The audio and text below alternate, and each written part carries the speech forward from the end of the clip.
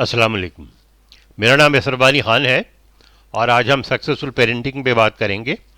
आज की हमारी गुफ्तगू है स्पिरिचुअल डायमेंशन के ऊपर।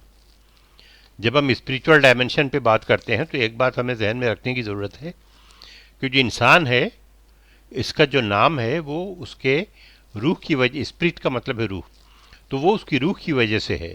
एक इंसान जब उसकी डेथ हो जाती है तो हम फिर उसके नाम से नहीं बुलाते उसको उसको हम कहते हैं फलां आदमी की लाश या फलां आदमी का जनाजा। तो ये समझने की ज़रूरत है जो हमारा वजूद है, हमारे वजूद में जो सबसे अहम और सबसे इम्पॉर्टेंट चीज़ है वो हमारे स्पिरिट्स हैं और हमारा जज्बा है और हमारी रूह है। तो लिहाजा ये जहन में रहे कि अभी तक हमारे जितने भी लेक्चर्स मैंने आप लोगों को दिए हैं उनमें आज का जो लेक्चर है ये सबसे ज़्यादा इम्पॉर्टेंट है और जो आज का मौजू है वो सबसे ज़्यादा इम्पॉर्टेंट है। हम रूह की बात करते हैं, स्पिरिट की बात करते हैं, जज्बे की बात करते हैं। तो इस सिलसिले में हम बात करेंगे अभी थॉट्स, एक्शंस और रिएक्शंस की। थॉट्स क्या है? थॉट्स एक सोच है और उसके बाद फिर हम स्पिरिचुअल हाइजीन की बात करेंगे। किस तरीके से हम सोचते हैं, किस अंदाज में सोचते हैं, कोई आइडिया हमारे जहन में आता है उसके बारे में हम सोचते हैं, तो ये सारी चीज़ें जो हैं वो हमारे थॉट्स हैं। थॉट्स पॉजिटिव हो सकते हैं, नेगेटिव हो सकते हैं, एनालिटिकल हो सकते हैं। किसी भी चीज़ को जब हम देखते हैं तो उसको हम एनालाइज करते हैं। कंस्ट्रक्टिव हो सकते हैं, डिस्ट्रक्टिव हो सकते हैं। तो ज़रूरत इस बात की है कि हम अपने बच्चों में पॉजिटिव थॉट्स पैदा करें, एनालिटिकल थॉट्स पैदा करें, कंस्ट्रक्टिव करें उसको। एब्स्ट्रैक्ट, एब्स्ट्रैक्ट से मुराद ये है कि किसी चीज़ का अभी वजूद नहीं है और उसको आप बताना चाहते हैं, उसको समझाना चाहते हैं कि ये जो चीज़ है ये क्या चीज़ है और कैसे होगा। मिसाल के तौर पर मोबाइल टेलीफोन है, अभी सुनने में आ रहा है कि मोबाइल टेलीफोन के ऊपर जो है वो उसके स्क्रीन में मिरर्स लग जाएंगे, मिरर होगा वहाँ पे। तो ये चीज़ अभी तक वजूद में आई नहीं है, लिहाजा ये हम इसको एब्स्ट्रैक्ट कह सकते हैं। उसी तरीके से जैसे चांद के बारे में ये कहा जा रहा है कि अर्थ सरफेस से चांद के पे एक लिफ्ट चलेगा और उस लिफ्ट का नाम होगा स्पेस लिफ्ट और वो मैग्नेट से कंट्रोल होगा। अर्थ सरफेस के ऊपर एक पॉइंट होगा जहाँ पर मैग्नेट फिट होगा और चांद के ऊपर एक मैग्नेट होगा वहाँ, तो यहाँ से इजेक्ट होगा वो लिफ्ट और जब इजेक्ट होगा तो जब वो अर्थ सरफेस से बाहर जाएगा तो जो मून सरफेस है वो उसको अट्रैक्ट करके वहाँ पे वो लैंड करेगा। इट्स एब्स्ट्रैक्ट, अभी इसका कोई वजूद नहीं है, इसके बारे में बहुत कम लोगों को मालूम है, लेकिन ये चीज़ कंसीव किया जा चुका है। सिंबॉलिक के बारे में हम ये कहेंगे कि अगर किसी को कोई चीज़ समझाना हो तो हम मिसालें देते हैं कि ये जो चीज़ है ये उसकी तरह है। मिसाल के तौर पर अगर किसी बच्चे ने ज़ेबरा नहीं देखा तो उसको ज़ेबरा समझाने के लिए आप उसको ये कह सकते हैं कि जो डोंकी है वो वाइट कलर के डोंकी के ऊपर आप ब्लैक स्ट्राइप लगा दें तो वो जो है वो ज़ेबरा इसी तरह का होता है और इसी कलर का होता है कि वाइट होता है और उसके ऊपर ब्लैक स्ट्राइप होते हैं और जो है वो डोंकी के साइज़ का होता है। तो इस तरीके से हम उसको देख सकते हैं। जब हम बात करते हैं स्पिरिचुअल हाइजीन की तो दरअसल बात यह है कि हम अंदरूनी तौर पर जो हमारे रूह की सफाई है वो असल इसका मकसद है। इंटेंशनल प्रैक्टिस, कसदन जानबूझ के हम उसकी सफाई करते हैं, क्लिंस करते हैं और प्रोटेक्ट करते हैं हमारी एनर्जी फील्ड को। जो हमारी एनर्जी है उसमें जो रूह की एनर्जी है या जो हमारे जज्बात की एनर्जी है उसको हम क्लिंस करते हैं और सेल्फ केयर करते हैं और हम अपनी एनर्जी जो है उसको जब हम क्लीन हो जाते हैं तो वो फिर एनर्जी रिन्यू होती है और रेजिलिएंट भी उसमें शामिल है। रेजिलियंस के बारे में हमने आपको माजी में बहुत बता चुका हूँ मैं। तो रेजिलियंस होना चाहिए इंसान के अंदर। अब ये हम किस तरीके से स्पिरिचुअल हाइजीन को मेंटेन करेंगे या क्रिएट करेंगे, उसके फाउंडेशंस क्या हैं? सबसे जो पहली चीज़ है वो रिलीजन है। रिलीजन कोई भी हो, उसमें इस्लाम भी हो सकता है, क्रिश्चियनिटी भी हो सकती है, हिंदुइज्म भी हो सकता है, कुछ भी हो सकता है। तो रिलीजन के जो लोग रिलीजन के ज़्यादा करीब हैं वो स्पिरिचुअली ज़्यादा रिच हैं। और जब हम बात करते हैं कि इस रिलीजन से करीब हैं, तो इसका मतलब ये है कि जो रिलीजन में जो बातें बताई गई हैं उस पे वो ज़्यादा अमल करते हैं, प्रैक्टिस करते हैं, और इसी वजह से उनका जो स्पिरिचुअल हाइजीन है वो ज़्यादा बेहतर है। सेटिंग बाउंड्रीज एंड लिमिटेशंस, मज़हब में, रिलीजन में जो बातें बताई गई हैं आपको कि आप ये कर सकते हैं, ये नहीं कर सकते, तो वो जो चीज़ है वो आपके स्पिरिचुअल हाइजीन के लिए बेहतर है।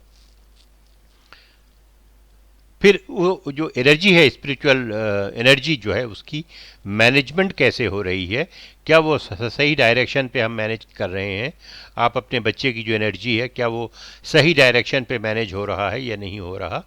और जो लॉर्ड है, ये जो अल्लाह है, ये जो खुदा हैं या जो गॉड हैं, उनको एक ग्रेटिट्यूड हम ऑफ़र करें कि हम आपके एहसानमंद हैं और हम you are the Lord, you are the creator of us and so on. तो ये पॉजिटिव एफर्मेशन हर वक्त होते रहना चाहिए। और हमें जो है वो सपोर्टिव एनर्जी, यानी जो रिलीजियन में या मज़हब में जो सपोर्टिव एनर्जी हमें अंदर से मिलती है, उसकी हमें हमेशा कोशिश करते रहना चाहिए। जैसा कि मैंने बताया कि क्लीन इनवर्डली, अंदरूनी तौर पर हमें हमारे रूह की सफाई होनी चाहिए, हमारे जज्बात की सफाई होनी चाहिए। और वो सफाई कैसे होगी? सफाई होगी मॉरल से, एथिक्स से। अगर हम मॉरल प्रैक्टिस करेंगे, एथिकल प्रैक्टिस करेंगे, तो हमारी जो रूह है वो time to time on an ongoing basis उसकी सफाई होती रहेगी। और अगर आप ऐसा अपने बच्चे के साथ करेंगे तो आपका जो बच्चा है वो बहुत हेल्दी इमोशन के साथ ग्रो करेगा और बहुत बैलेंस्ड पर्सनैलिटी होगी उसकी। मोरालिटी में हम प्योरिटी डिस्कस कर सकते हैं, सैंक्टिटी डिस्कस कर सकते हैं, ट्रूथफुलनेस यानी सच्चाई, फेयरनेस, फेयरनेस आप समझते हैं, ट्रस्टवर्दीनेस, एतमाद होना चाहिए एक दूसरे के ऊपर। जो भी बच्चा है, जो भी इंसान है, वो ट्रस्टवर्दी होना चाहिए और ट्रूथफुल होना चाहिए, दूसरे की रिस्पेक्ट करे वो। और सबसे अहम बात यह है कि जो रिलेशनशिप है उसमें लॉयल होना चाहिए। वो रिलेशनशिप बेशक बाप बेटे का हो या बेटी और माँ का हो या भाई बहन का हो या रिश्तेदारों का हो या दोस्तों का हो, जिस किस्म का भी रिलेशनशिप है वो बेस करना चाहिए रिस्पेक्ट पे, फेयरनेस के ऊपर, लॉयल्टी के ऊपर, ट्रस्ट के ऊपर, ट्रूथफुलनेस के ऊपर एंड सो ऑन।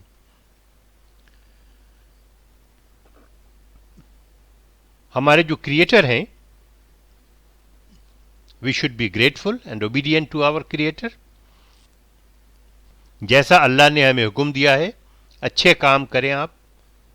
अच्छे काम से क्या मुराद है? अच्छे काम से मुराद ये है कि contribution to the society. Quran में भी ये इस बात का जिक्र है कि अपने लिए तो सभी जीते हैं, जीना वो है जो दूसरों के लिए जिए। आप दूसरों के लिए आप क्या कर सकते हैं? इसलिए कि अपने लिए तो जानवर भी जीते हैं। जानवर सुबह निकलते हैं, वो अपना शिकार पकड़ते हैं, खा लेते हैं और उसके बाद उनको नींद आती है, वो सो जाते हैं, दूसरे दिन फिर शिकार करते हैं। तो ये तो जानवर की ज़िंदगी है, ये इंसान की ज़िंदगी थोड़ी है। इंसान की ज़िंदगी वो है कि वो अपने ज़रूरियात को पूरा करने के बाद साथ साथ वो दूसरों की ज़रूरियात को पूरा करे, दूसरों की नीड को पूरा करे। तो वो है असल गुड डीड। चैरिटी देना, हेल्पिंग पीपल, लोगों की मदद करना, helping social structure. Social structure एक मोहल्ला है, उस मोहल्ले में गटर बह रहा है, तो ये मोहल्ले में जो लोग रहते हैं उनकी, अगर फ़र्ज़ करें म्यूनिसिपैलिटी की जिम्मेदारी है, आप ये कह सकते हैं कि साहब ये तो म्यूनिसिपैलिटी की जिम्मेदारी है, बिल्कुल मैं मानता हूँ ये बात। लेकिन अगर आपके शहर के म्यूनिसिपैलिटी ये काम नहीं कर रही, तो मोहल्ले के जो लोग हैं वो आप मिल करके उस चीज़ को दुरुस्त करें। बारिश का पानी जमा हो गया रोड के ऊपर, उसको आप हटाने की कोशिश करें। इस तरीके से आपका जो मोहल्ला है या आपका जो नेबरहुड है, उसकी वो एक स्ट्रक्चर है, वो एक सोशल स्ट्रक्चर है, तो उसको सही करना आपकी जिम्मेदारी है। जब हम स्पिरिट की बात करते हैं, रूह की बात करते हैं, तो डेविल, डेमन एंड डिवाइन, शैतान से हमें महफूज रहना है। डेमन यानी किसी भी किस्म की जो जादू या इस किस्म की जो बदरूहें हैं आती हैं, अक्सर लोग कहते हैं कि मेरे ऊपर जादू हो गया और उसने मेरे ऊपर जादू किया, ये सब बेकार की बातें हैं। बेकार की बातें हैं ख़ास तौर पर उस वक्त जब आपका यकीन हो डिवाइन के ऊपर। अगर आप अल्लाह पे यकीन करते हैं, अगर आप उनकी अल्लाह के तमाम करिश्मे पे यकीन करते हैं, तो न तो डेविल आपका कुछ बिगाड़ सकता है, ना डेमन कुछ बिगाड़ सकता है। और ये बात आपको अपने बच्चों को बताने की ज़रूरत है कि दुनिया में डिवाइन से बढ़ के कोई ताकत नहीं है, अल्लाह से बढ़ के कोई ताकत नहीं है। तो ये जो ताकत है, बाकी जितनी भी ताकतें हैं, चाहे आपके खिलाफ कोई आदमी कुछ भी कर दे, वो कभी भी कामयाब नहीं हो सकता अगर अल्लाह आपके साथ है। तो ये बात बच्चों को बताने की ज़रूरत है। जब हम बात करते हैं एथिक्स की, तो उसमें जस्ट अनजस्ट आता है, फेयर अनफेयर आता है, permitted prohibited, manners behaviour and such. कोई काम होना चाहिए, कोई फैसला जो है वो सही फैसला होना। कोर्ट में अक्सर देखा यह जाता है कि लोग रुश्वत लेकर के जो है वो गलत फैसला कर देते हैं, ये अनएथिकल है। तो इस किस्म का काम नहीं होना चाहिए। कोई चीज़ जो आपको परमिशन दी गई है कि आप ये काम कर सकते हैं, ये चीज़ ले सकते हैं, लेकिन और ये चीज़ नहीं ले सकते। किसी भी शॉप में या किसी भी जगह आप चले जाएं तो आपको कहा गया है कि साहब इनमें से जो 10+1 का है फ्री गिफ्ट, तो अगर आप 10 परचेज करेंगे तो 1 फ्री है। आपने 2 उठा लिया तो वो जो है वो अनएथिकल प्रैक्टिस है। उसी तरीके से जो आपका मैनर है वो आपका अच्छा होना चाहिए, आपका मैन कर्टियस होना चाहिए एंड पॉजिटिव होना चाहिए। लोगों के साथ आपके बिहेवियर अच्छा होना चाहिए, ये बहुत ज़रूरी है। This is part of ethical. आपको कोई हक नहीं पहुंचता आप किसी के साथ मिसबिहेव करें।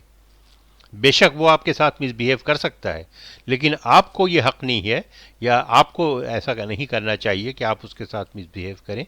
इसी का नाम जो है कर्टियसनेस है, इसी का नाम शराफत है, इसी का नाम अखलाक है।